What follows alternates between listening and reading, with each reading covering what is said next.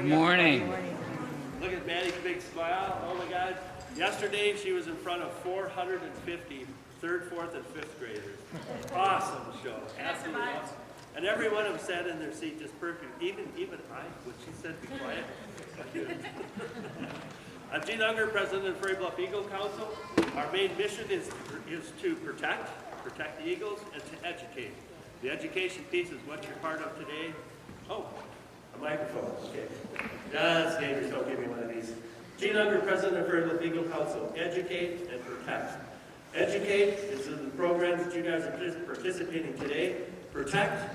Fairy Bluff Eagle roosts down the river, about 2 miles down the river. There's 200 or 300 acres down there. We just fundraised $165,000 and added 34 more acres down there to it. As development pressures and pushes out all over around the area, we have safe areas for those eagles to go and perch, roost, and fish. So you will learn more about these eagles. You will be little citizen scientists after all this, I guarantee it. Yeah. Our sponsors, Lion Energy, you can see the banners up there. They make this possible. You don't need your wallet unless you want to buy a little half a sheet in over here. So thank you.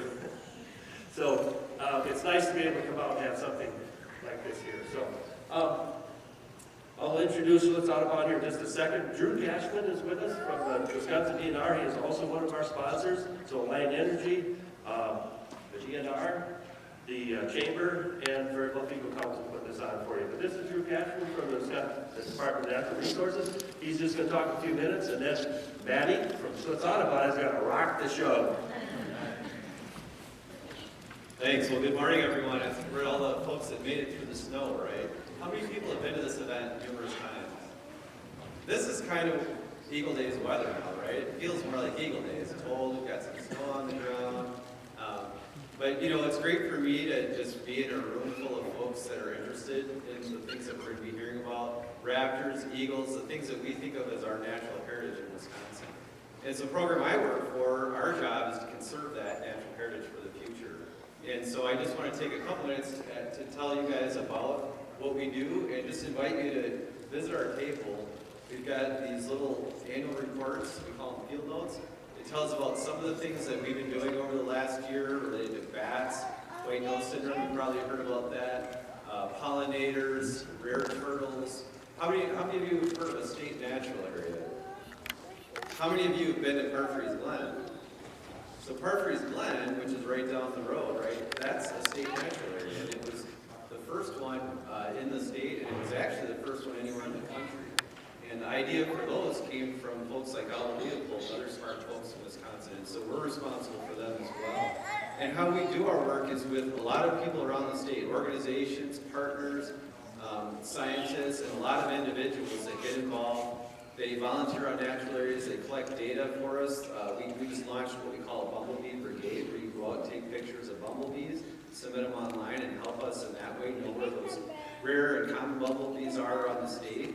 And there's a lot of ways you can get involved. So I just want to let you know about that. And please check out this document, and you can see if you want to get involved in those efforts.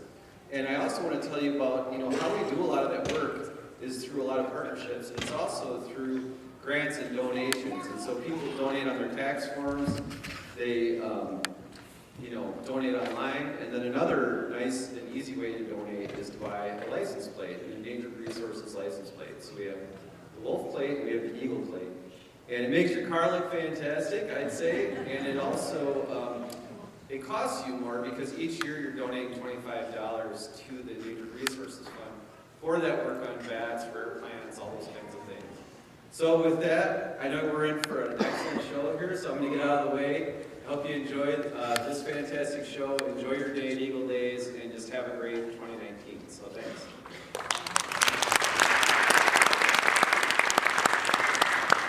Thank you. Can everybody hear me okay? Awesome. Now, I am so excited to be here to teach you guys today. My name is Maddie. I came all the way from Schlitz Audubon Nature Center in Milwaukee, and I'm so happy to be at Bald Eagle Watching Days. Are you guys happy? Yeah. I am. Are you happy to be here? Yeah. I will wake you up, I promise. Now, who here Okay, not so great. Who here has been there before? Whew. Now you guys, Schlitz Audubon is an amazing place, and I know Milwaukee's 2 hours away, which is really tough, especially when the roads are snowy. But it's an amazing place to be. We have 6 miles of hiking trails, half a mile of beach along Lake Michigan, amazing in summertime. We have other animals that live with us like turtles and a flying squirrel and snakes and a tarantula that teach people every single day. And it's overall an amazing place to celebrate nature. So if you guys are interested in ever traveling out to Milwaukee to see us, we have free passes for each and every one of your families at our information table out in that lobby area there. That you guys can come stop by our table and grab a pass for your family to come visit for free. Now, I might be a little bit biased, but my favorite part about Schlitz Audubon are the 17 birds that live there. And every day you guys are sitting at your computer or in school, I am taking care of birds. Is that the best job ever? Yeah. It pretty much is. Would you guys also like to clean up poop and cut up rats every day? Maybe not. Oh, it's an amazing job. Part of my job as well is being a teacher, as are these birds. And they do a really great job of it. They travel all around the state of Wisconsin, including down to Illinois. We go to Iowa. This year we're going to Minnesota. And these birds do it all. Now 7 of them traveled here with us today. And we're here to learn about raptors, right? What do you think of when I say the word raptor? Velociraptor. It works. Is that? Yeah. That's what most people think of when they think of raptors. But as we're here to talk about raptors, we're talking about these guys. Ones like bald eagles. Now, all raptors have 3 things on their bodies that distinguish them from other birds around the world. And those 3 things on their bodies we call adaptations. So do I have someone in the audience who's willing to dress themselves up in those adaptations? Like a raptor? This one's tough, you gotta be brave. I see a Milwaukee sweatshirt. I have to pick, yeah, come on up. Good job, Reppin. And my friend here is going to put on those 3 adaptations so that we learn what it takes to be a raptor. What's your name? Thomas. Now, when we look at this raptor and we think about adaptations, what's one thing that we see that helps them succeed in the wild? Their talons, right? Thomas, I have talons for you to put over your shoes. Just like that. Does it fit? Yeah? You're going to look extra fierce after this, I swear. Now, those talons are really, really sharp, and they are what help raptors catch their prey. They're strong, and they grip, and they kill those things they grab. Looking stylish. What is another thing that we see on this raptor that makes them a raptor? The beak, right? That beak is hooked over to act like a knife. They tear up pieces of their prey with that hooked over beak. And what's one more thing that we see? Their eyes, right?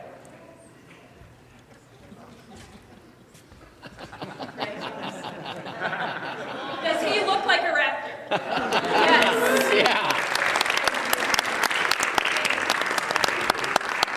Now, for embarrassing yourself, I have a button to give you that has our famous turkey vulture on it. Thank you. You got your talons on still. That's a good one. He wants to keep them. Now, those adaptations, the talons, those eyes that point forward, they're very soulful looking, and that hooked over beak, the 3 things that all raptors have on their bodies. And bald eagles are absolutely raptors. So are most of the birds that we brought with us today. And we brought other birds with us in this show to teach you guys about the different kinds of raptors that we have in Wisconsin. Some types of raptors are similar to bald eagles, and some are very, very different. So when we learn about the 5 birds that are coming up in our show today, we'll learn about what makes them similar to the star of the show of the weekend, the bald eagle, and what makes them different from bald eagles. Now, before they come out, we always have rules when we learn about wild animals, right? Now, these guys are just that. They are wild animals. And so when they come out, we have to show them some things of respect. If you were a wild animal and you came into this auditorium, you would see all these eyes looking at you, and you would probably be a little freaked out. So what we can do to help them is by stilling and quieting our bodies while the animals come out. They are trained to do their job in this kind of scenario, but any little bit helps them feel more comfortable. All of these birds have a reason they live with us at Schlitz Audubon, and all of those reasons, the common thread between them is that the birds cannot survive without our care. And so to keep them safe with us, they will be wearing something similar to a leash that will keep them on their handler's glove. So even if the bird flaps their wings or makes a noise, they're going to stay on that glove safely with their handler so that we can keep them safe from other things that are happening around. Now, you can take pictures of those birds today. They are trained to deal with the lenses and the flashes as well, but I ask that if you are taking a picture, then you please stay in your seats. Our handlers are going to walk around the auditorium and get the birds as close as possible to you. However, if the birds show us that they're a little bit uncomfortable, we're going to come back up to the front where everyone can see them. Do we think that we can follow those rules? Let's meet our first bird.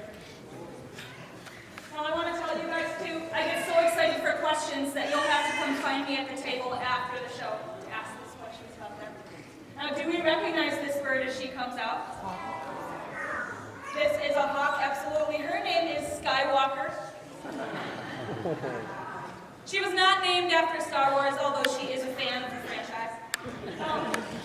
Skywalker is a red-tailed hawk, and we recognize her because red-tailed hawks are one of the most common species of raptor in the entire United States, but also in Wisconsin. So we see them all the time.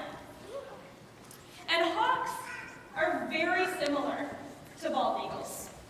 In reality, bald eagles are pretty much just giant hawks. They're all active during the daytime. They have that same head shape. They have similar shaped wings, and they'll eat anything they come across. They have their favorites, but in a time of need, they'll pick off just about anything.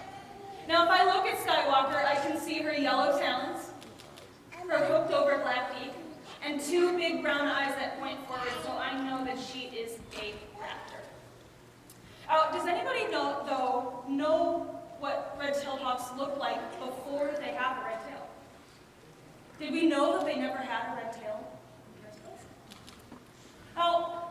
Let me show you this here. When an adult red-tailed hawk grows up past a year old, they have a red tail like this one here, and like Skywalker's. It's a gorgeous cinnamon color. But before they're 1 year old, their tail looks like this. It's brown and striped and actually a little bit longer than the adult ones. There are a lot of reasons for this. Do we know what young bald eagles look like before they get that white head and tail? Do you know? What do they look like? They are all dark, right? They don't have their white head and tail. Now, red-tailed hawks like that are different, and they all have the same reasons for why they look like that. Brown colors camouflage better than white heads and tails and bright red tails. And so that brown coloration is helping them blend in when they're just learning the ropes of how to survive. The tail is longer. Now, when you guys first learned to ride your bike, did you have training wheels on? I did. And that long tail acts like training wheels. It's easier to steer in the air with longer feathers hanging off. Now, it does one more thing too. It tells other adults that they are not ready to have a family. They're not ready to have a territory. They're not anything to worry about. And so if a young red-tailed hawk, one of those guys here, flies through the territory of an adult, the adult's going to say, "You got a free pass, dude. No problem." But when he gets in that red tail like that, if he flies into another adult's territory, it's not good news. And so both red-tailed hawks and bald eagles look different when they're young. They get all those benefits, but when they molt or shed those feathers out and they get their adult plumage, as we call it, they lose all those benefits, because they should know how to survive in the wild by then. Now Skywalker, if you can believe it, is 21 years old this year. I tell her she looks very spry for 21. And she lives with us because she is an imprinted hawk. Now what that means is that someone found her in their garage when she was young, and she was laying on the floor. They knew that was not normal. They took her to wildlife rehab, and that rehabber put her with other red-tailed hawks and learned that Skywalker had no idea how to communicate with them. And so what we can deduce is that someone had Skywalker as a pet and then decided to release her into the wild when they didn't want her anymore. Now, is it ever a good idea to keep a wild animal as a pet? No. If we have an animal in our homes that we are taking care of, do we ever decide we don't want it and just toss it outside? No. Absolutely not. So Skywalker does not know how to interact with other red-tailed hawks. She does not know how to survive in the wild. And so she will always live with us where we can keep her safe. Now let's thank Skywalker and Jackie for coming out to see us today. We'll wave goodbye to them. Yeah, we'll make it quick. Good job, Skywalker. Now, I mentioned before that you guys will need to stop by our table after the program today if you want your free pass and if you have any questions for us bird nerds in the teal shirts here. But we also have a lot of cool stuff at that table. We have things for you to touch, educational artifacts. We have brochures about Schlitz Audubon in our Raptor program. And we also have merchandise, like these sweet t-shirts right here. I know, you could look just like me. Everybody wants to do. All of our merchandise that have raptors on it goes towards the cost of supporting our raptors, because we are a nonprofit organization and raptors eat every day. And so that food is really expensive. If you guys want to support us, the best thing you can do is buy a magnet or a button or a really cool t-shirt. Now our next bird is much different looking than a hawk or even an eagle, so let's bring her out. Let's see the difference there. What kind of bird is this? Absolutely. This is Tiskili, the great horned owl. Great horned owl. She's a beautiful I know it. bird. Yep. And owls are pretty much the most different type of raptor from bald eagles. When I look at their face of any owl, the first thing I see is a circle. Do you all see the circle? That circle is basically one giant ear. You get that? We call that circle a facial disc, and that facial disc helps funnel sounds into their face. So I can put mine on. Not only do I look very stylish wearing my facial disc, but I can actually hear you guys better. Because what is happening is the sound is coming into the disc and it's funneling down to my ears down here. So my microphone is reflecting louder back at me. And owls have this, but eagles do not. Now you guys actually have built-in facial discs. If you want to help your ears hear better, you can cup your hands like this and put them behind your ears like this. You're making a big circle around your ears. And if you point your ears or your face at me, can you hear me just a fraction of a bit better if you put your facial disc on? Just a tiny bit? Yeah.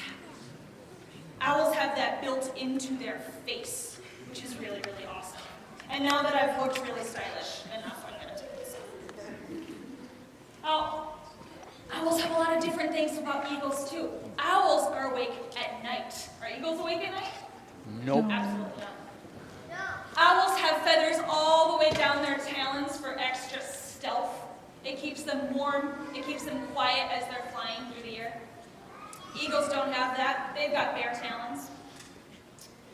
And they have a much wider wing. It's much softer. It keeps them stealthy because they want to be quiet when they're flying through the night. Eagles don't care about being quiet too much. I mentioned earlier about eating habits. Great horned owls are somewhat opportunistic, like bald eagles are. And in fact, it's almost lunchtime. It's getting there. So what we did today is actually we packed a lunchbox for Tiskili. And inside my lunchbox are some things that maybe great horned owls might eat. And so I need a friend to help me go through it. And we'll think about if great horned owls would eat what's inside. Oh, such good hands. My friend in the coat back there. Yeah, on his dad's lap. Come on up. Now, audience, what my friend is going to do is he's going to take something out of my lunchbox and hold it up for you all to see. And we're going to think, would a great horned owl eat that thing? And if we think yes, we'll give a thumbs up. And if we think no, we'll give a thumbs down. Now, I'll give you a hint first. Great horned owls like to eat things that fit inside their talons for the most part. And her talons are a little smaller than my hand. So do you think great horned owls are eating deer? No. What about a coyote? No. Still No. too big, right? Okay, let's see. Well, come on up here, my friend. What is your name? William? Will you grab something out of this and show it to the audience? Oh. A cheeseburger. Would great horned owls eat cheeseburgers? Thumbs up or thumbs down? Are you all awake? I don't see all your thumbs. I see mostly thumbs down. And I think that's right. I don't think a great horned owl would eat a cheeseburger. A rat. Would she eat a rat? Yeah. Absolutely, thumbs up. Great horned owls love rats. Thank you, my friend. Wait, we're not done. Here, what's right here? Oh, what about a snake? Would she eat a snake? I see yeses. And my friends, let me tell you something. Great horned owls love to swallow their prey whole. So when they swallow a snake, it goes down just like a noodle. So at Schlitz Audubon, we call snakes raptor noodles.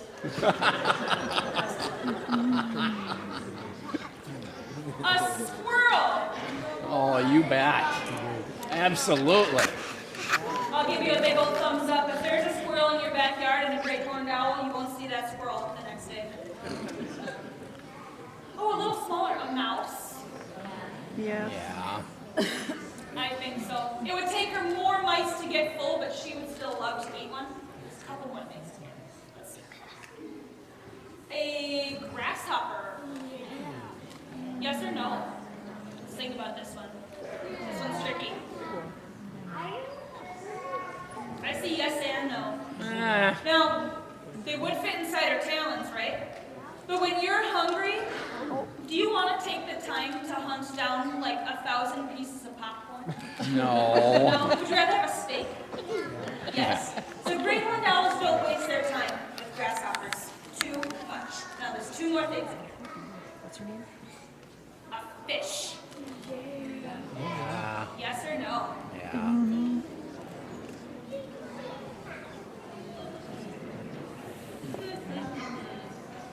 Okay.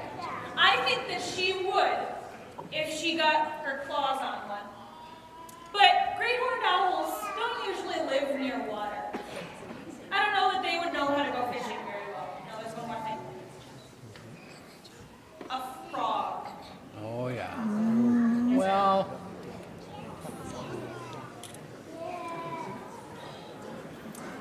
I think yes, and you know why? Because frogs are really crunchy inside. Thank you, my friend. Can I give you a button for helping me out today? What do we say to my friend? He was really great.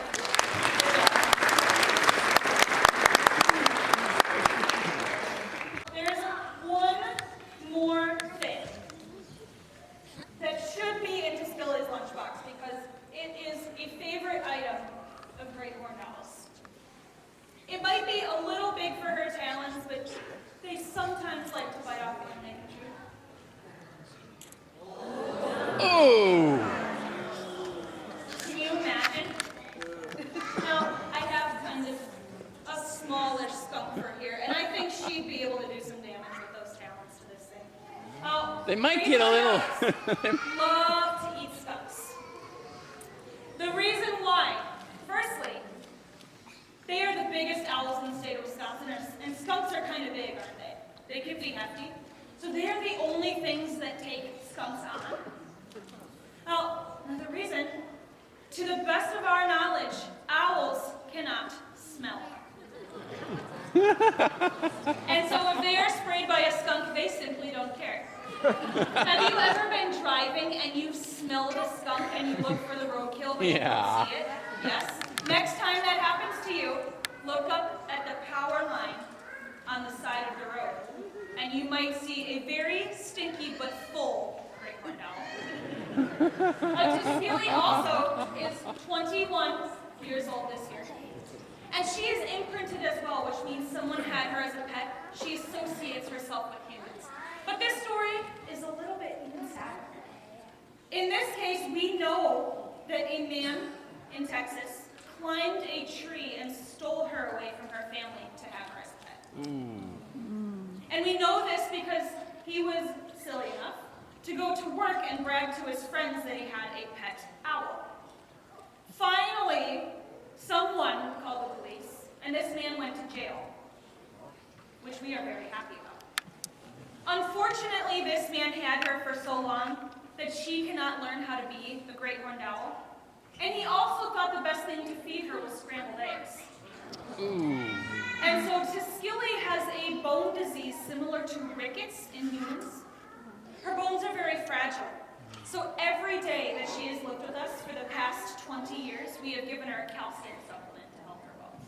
And she will always need to live with us so we can keep her safe that way. Let's thank Tuskegee and Dale for coming up today.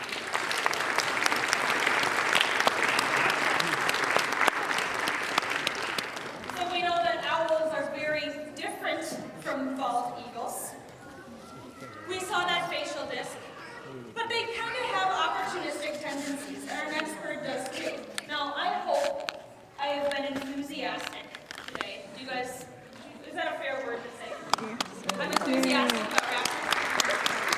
I love raptors. And Schlitz Audubon does so much that we actually have a celebration of all things raptor called Extreme Raptor Day every November. It's Saturday, November 3rd this year, and at Extreme Raptor Day, you can do everything fun related to raptors. There is face painting and photos with your favorite raptor. There are flight shows where birds will fly over your heads. It is one of the few days every year that all 17 of our birds are on public display.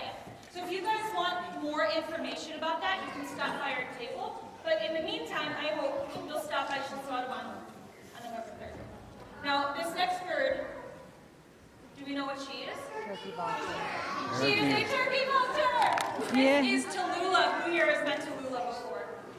Some of us have. Tallulah is an absolutely amazing turkey vulture. Now, this bird is the bird that is most commonly mistaken for bald eagles in Wisconsin. And there are some reasons why if we look at this picture here. They are the only birds that are even close in size to bald eagles. And do we think their colors are somewhat similar? If they were far away, you might think they were the same bird. But there are a lot of differences to look for. If we look at turkey vultures, we see they have beautiful silver feathers underneath. And if they're flying really high in the sky, you can see it from far away. They look almost two-toned.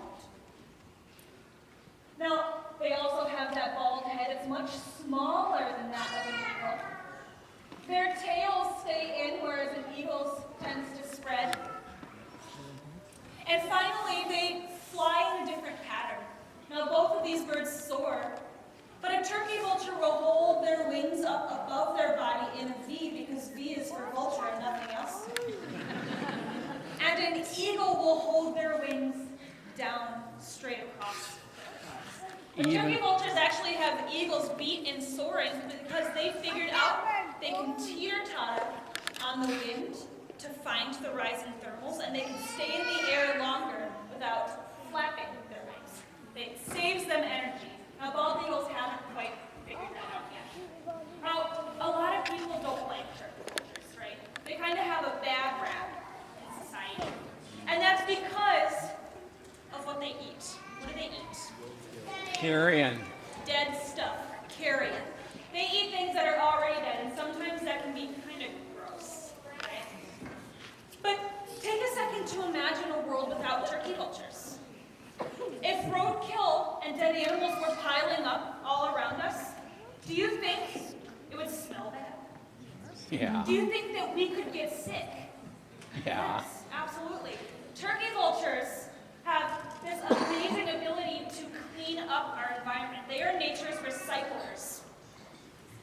And they do such a good job of it, they keep us safe. Tallulah is spreading her wings right now. That's what everybody's looking at. You can see her 6-foot wingspan, and you can see the silver feathers underneath. Can you guys tell? They are very different in color. Tallulah likes to show off her eyes. Pretty bird. Like I said, because turkey vultures are considered kind of gross sometimes, people don't have a good connotation around them. But those gross things are all things that help them survive. And so I want to take the time to tell you guys a little bit of gross stuff about turkey vultures so we can appreciate them. Does that sound fun? Yeah? Now, first things first, that bald head, no feathers on it, right? When she sticks her head into a carcass, oh, thank you for showing off. When she sticks her head into a carcass, lots of yummy gooey bits get stuck on it. But without feathers, it's easier to clean. She'll sit in the sun until the sun bakes the gooey bits, and then she'll take her foot and scratch it all off when it flakes. That's kind of gross. A little icky.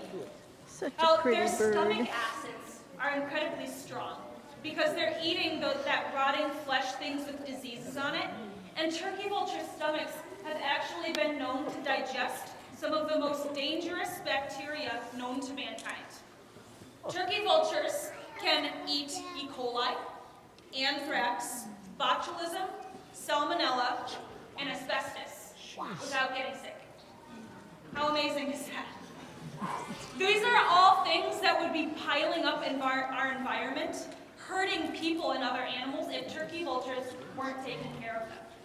Pretty Oh, bird. another gross thing, finally. Those strong stomach acids are digesting that rotting meat in their stomachs, right? And turkey vultures actually don't have talons. They are the only raptor that we brought, non-raptor, that we brought today, because they eat things that are already dead. There's no need for strong and sharp feet. And so that leaves them without much of a defense mechanism. Oh. If something threatens them like a coyote, a turkey vulture will stare at that coyote and projectile vomit in their face. That's as good a weapon as anything. That's gross, right? But think about it. Those stomach acids and the rotting meat would drive away anything that is trying to touch a turkey vulture. I have smelled it twice in my life, and I will tell you, you do not ever want to experience that smell. So those are all things that help them survive in their environment. And I hope that after today, you guys will take your knowledge about turkey vultures out into the world, and anytime someone says something upsetting about them, you know that they are truly amazing. Now, Tallulah is another imprinted bird. She is 15 years old this year, and she could live to be 35 years old with us. So she has many more years of coming to Bald Eagle Watching Days. Let's say goodbye to Tallulah and Carol.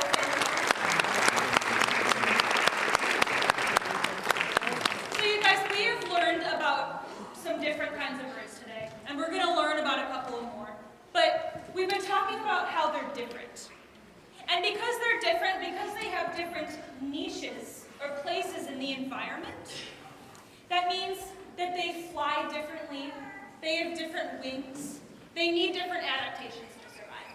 And so I'm hoping that I can have 4 people come up and demonstrate how different birds fly for me. You're very excited. Come on up. Let's wait for some more people. You in the purple, come on up. And you in the pink scarf. Yes, come on up. And someone over here. My friend in the black. On the end. Yes, you. Come on up. What's your name? Tanner and what's your name? Young. Liam and Carrie and Ellis. We are going to act out how different birds fly today. Now, can we all spread out in front and spread our wings so we know we're far enough away from each other? All right, you can put your wings down and rest them for a second. And I'm going to start over here. Now, my friend, the first bird we met was a hawk, right? And so hawks fly with their wings straight out. They flap a couple of and then they glide. Can you remember that for me? All right, give your wings a rest. And then we got an owl. And owls have big wings, so they do big, slow flaps. Can you do a big, slow flap for me? Perfect. Remember that? And then we got a turkey vulture. And turkey vultures fly like this with their wings in a V, and then they just rock side to side. Like this. Perfect. We are going to meet a falcon. And you know how falcons fly? They constantly flap. And lastly, we're going to meet an eagle. And we learned that eagles fly with their wings straight out, and they glide or soar. Now, on the count of 3, can we all do our wing flaps so that we act out all these different birds? 1, 2, 3. We have a living field guide of raptors. How amazing. You guys all get welcome to our office today. You can grab a button and then go take your seat. Thank you so much for helping us. Birds are absolutely amazing. Now, I said that we are going to meet a falcon, so let's bring him out for us to see. And some of you guys have probably met this falcon before as well. I'll prepare you a little bit. This bird is the fastest animal on the planet. Do we know what kind of falcon he is? Peregrine. A peregrine falcon. We have taught you guys well. His name is Cutright. And as he comes down, we'll learn a little bit about his adaptations as well. Now, when we usually think of fast animals, right, we think of cheetahs. And cheetahs can run at 70 miles per hour, which is the speed limit on the highway, parents. That is the speed limit. But peregrine falcons can dive at 240 miles per hour. And they can keep it up much longer than cheetahs. So next time someone says a cheetah is cool, you say, no. Peregrine falcons are much cooler. Now these guys are diurnal, like eagles, but they are shaped a little differently. Do you see his pointed wings? Those aerodynamic wings are made to go fast. And that's because falcons eat other fast things like birds. Birds are their choice. And specifically in the city of Milwaukee, we have a pretty strong population because we have a lot of big, fat pigeons. They sustain the peregrine falcons very well. Now, one really important story that peregrine falcons have in common with bald eagles is of DDT. Have some of my parents heard about DDT before? Now, DDT was a chemical that we sprayed back in the 60s and 50s, and it got rid of mosquitoes, which was awesome. But what we didn't know is that DDT was killing other things in our environment. So if we look at a pyramid of DDT, I see that DDT would have been sprayed on the ground, right? And we were spraying it very finely. There wasn't much, but we were spraying it over a large area. And let's say that some beetles were then feeding off of the ground. And so they were eating more and more DDT each day by eating those plants.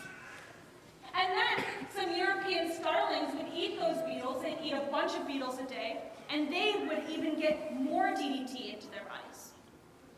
And then a peregrine falcon would eat maybe 3 starlings a day, and just like that, the peregrine is ingesting all of the DDT that was on the ground. We call this pyramid, biomagnification. And that means with each step of the food chain, the chemicals were gathering into the apex predators. And that DDT was causing peregrine falcons to die. They weren't being hatched anymore in the state of Wisconsin. In fact, the populations were so low, we considered them extant from Wisconsin, which means not extinct in the world, but not in Wisconsin anymore. And so people took notice, and we banned DDT in 1972. And in 1973, Richard Nixon signed the Endangered Species Act and put bald eagles and peregrine falcons on it to protect them. And ever since then, Their population has been growing in Wisconsin, but they are still endangered. How many years later? That DDT has such a lasting effect on populations. We're so happy that it was banned, but we're still putting in extra work to bring more peregrine falcons back to Wisconsin.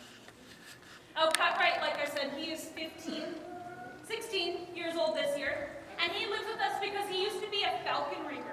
And what that means is that he lived with a person, and they went hunting every day. But eventually, Cutright got a little old for it, and he developed cataracts.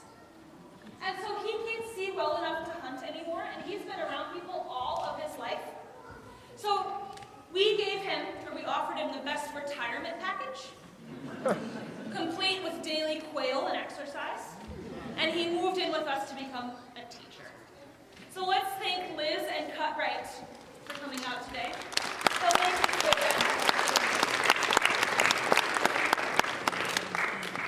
and as he comes backstage, I want to talk a little bit more about DDT because it was so important. DDT was gathering in adults, and it wasn't killing adults outright, but it had something to do with the strength of their eggshells. It wasn't allowing them to grow properly. And so we have a demonstration here that'll show you guys how strong eggs should be and what DDT was doing to these eggs. So, to start, what I have is a regular old dozen chicken eggs. And I promise that they are real chicken eggs, but I won't crack one to show you. Now, I'm going to take this egg, and I'm going to put it in a plain old Ziploc bag so that we don't make a mess on the river at center stage. And what we're going to do is we're going to test how strong this chicken egg will be if we put some weights on top of it. Now, we don't usually think of eggs being very strong in their shells. But if you put weight on the sides of these chicken eggs, they can actually be very, very strong. And so I have this egg in a bag, and I'm going to put it underneath this wooden box, and in between two pieces of foam, so that that foam is distributing the pressure all over the egg.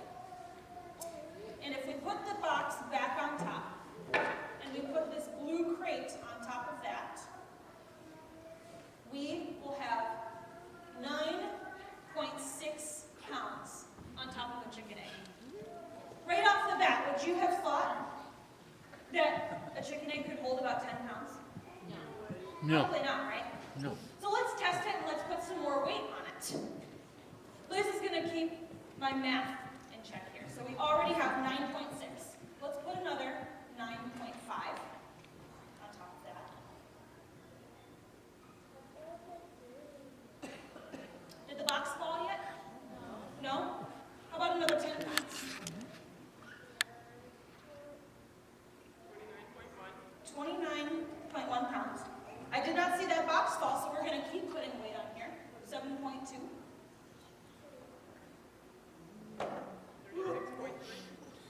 And two rocks that weigh 5 pounds each. Each of them weigh 5, so 10 pounds. 46.3. Did the box fall yet? Are you guys No. watching it? 4.6 pounds. 50.9 pounds.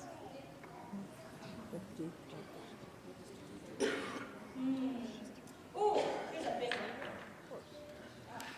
11.7 pounds. Audience, is this rock going to crack it? No. Yes or no? No. This will be 62.6 pounds.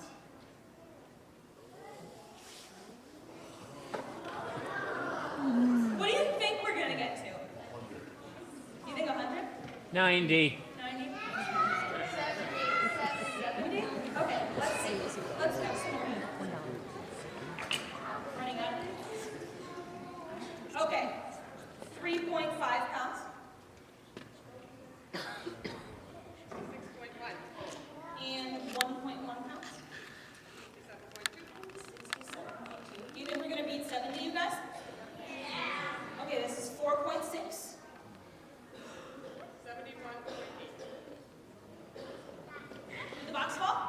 Nope.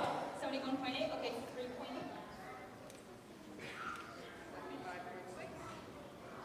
Oh my God.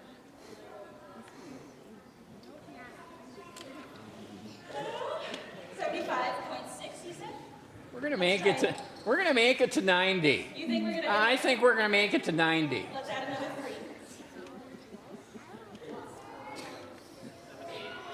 78.6 and 4.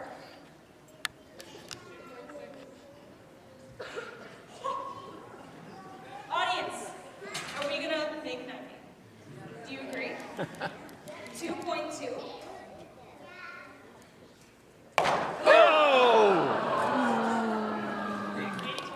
84.8 pounds. I was close. Can you believe that?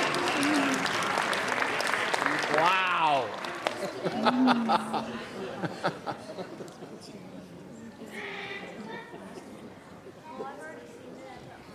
84.8 pounds on a normal chicken egg. Now, all chicken eggs should be about that strong. And Peregrine Falcon eggs are about the same size. All Peregrine Falcon eggs are about that size, and they should be able to hold about that 80, 85 pounds of pressure.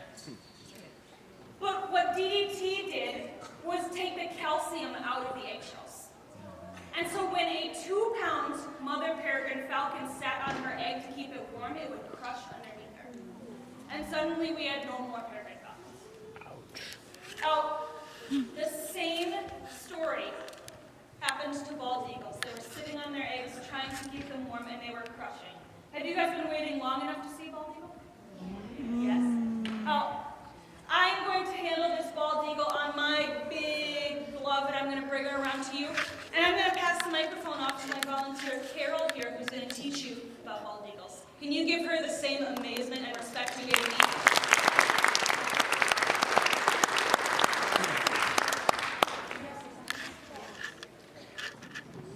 Now, real quick, before I hand this microphone power totally off, one of my volunteers left her phone in the bathroom, and she reported that she went back and it was no longer in there. So if anybody found a cell phone in the bathroom, it is one of our volunteers. We'll check the lost and found after.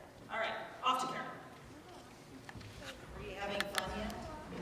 Yeah. All right.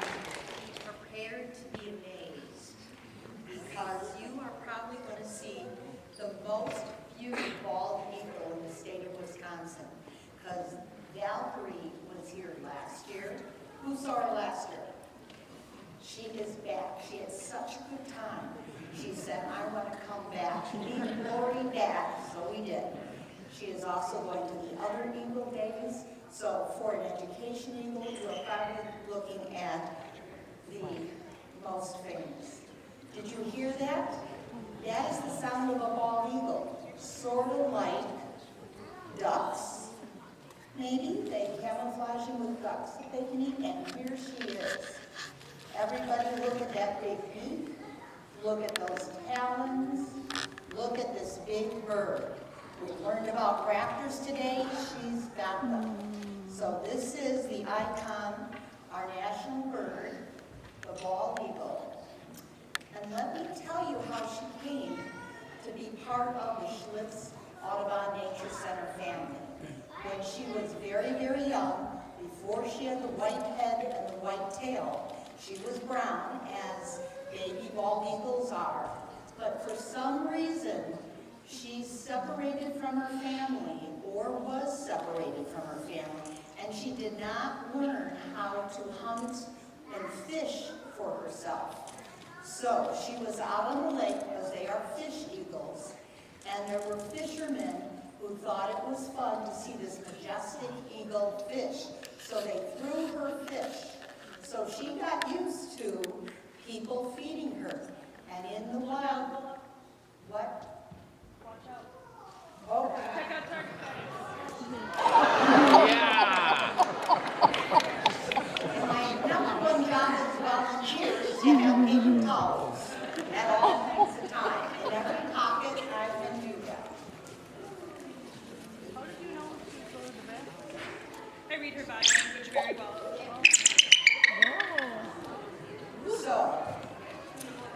to saving people with feeding her fish. So that was, she was a happy baby bald eagle. Well, fishing season was over with. The fishermen went away, and she didn't know how to catch her own fish, so she had to find her own lunch. So she looked around the banks. There were picnickers. People feed me. Let me get down there. Well, look at this strong bird. This is not a parakeet to land on your shoulder or your head, because she has 1,000 pounds per square inch of pressure in each of those 10 feet. So, to get some sense of that, I would like the strongest man in the room to step forward, right here. You will. Right here, come on. He's a strong fellow. I don't care. Come, sir. He is showing leadership. Bald eagles are known for their leadership, for their strength. And here we have the strongest man in the room. Aren't we proud to have such a volunteer? Not so sure. Not so sure. So, what's your stronger hand? Okay, put this in your left hand, and I want you to take a deep breath and push as much as you can, and then read to see how many pounds per square inch are you pressing. What do you get up to? 1. He was trying to cheat. I see that. 22. 22 pounds per square inch. Yes. Very good, everybody. Good. And sir, you get a turkey vulture pin for being a volunteer. Please wear this proudly. Thank you. You are welcome for being a volunteer. So you can see the strongest man in the room, 22 pounds, bald eagles 1,000. So they are strong. What else are they good at? Vision. They are known for their vision, which is 8 times better than yours. So now I want the best reader in the room. Who can read very well? You, sir. Okay. So I'd like you to go about a football field's length. Oh, this room is too small for that. No. Come over here. We have a bald eagle over there. So go up to the end of this aisle here. He says he's a good reader. We're going to see a bald eagle can see far up in the sky, look down, and see a bunny rabbit. Thousands of feet from the sky. And he can see across the football field. And if they read, they would be able to read this little line here. So, sir, I'd like you to read the lowest line on here. You can step forward now until you can read the whole thing. Keep coming until you can read everything on this paper. Keep coming. You are no bald eagle. Keep coming. Can you read it? Stop. What did you say? I think grass tastes good. Yes, so the bald eagles think grass tastes good. Well done, and sir, I'm going to give you also. Do you know that bald eagles can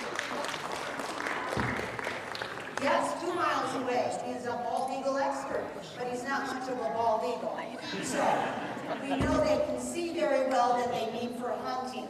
So these birds are in the center of many Native American stories, known for their leadership, their strength.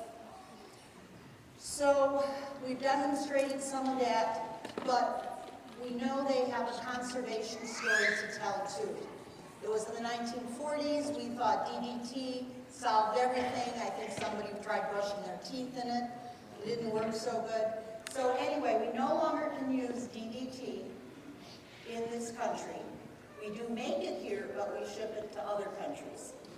So what happened with this DDT is while in the state of Wisconsin in the 1970s, there were 108 bald eagle nests. Who knows how many bald eagle nests there were in 2018? The report just came out from the DNR. 16. How many? 116. 1,600.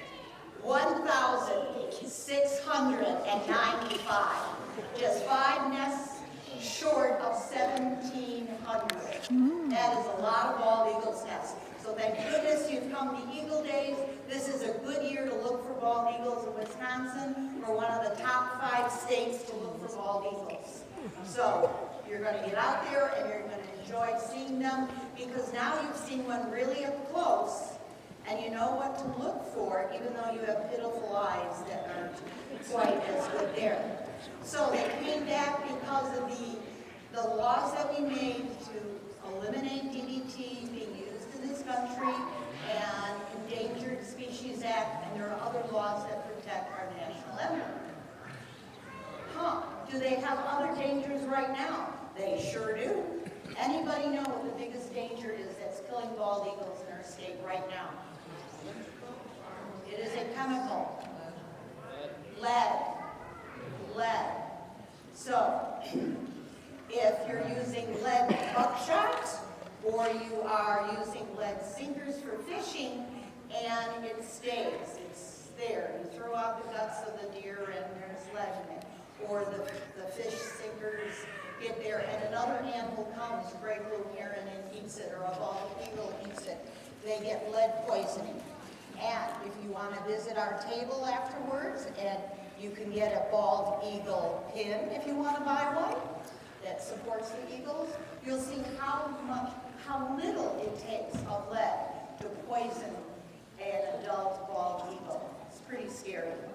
So conservation is important, and we are so delighted that you got to hear about our eagles and our other raptors, and we hope that you learned something because we share this environment with them, and that you stop by our table, and good eagle viewing. Thank you.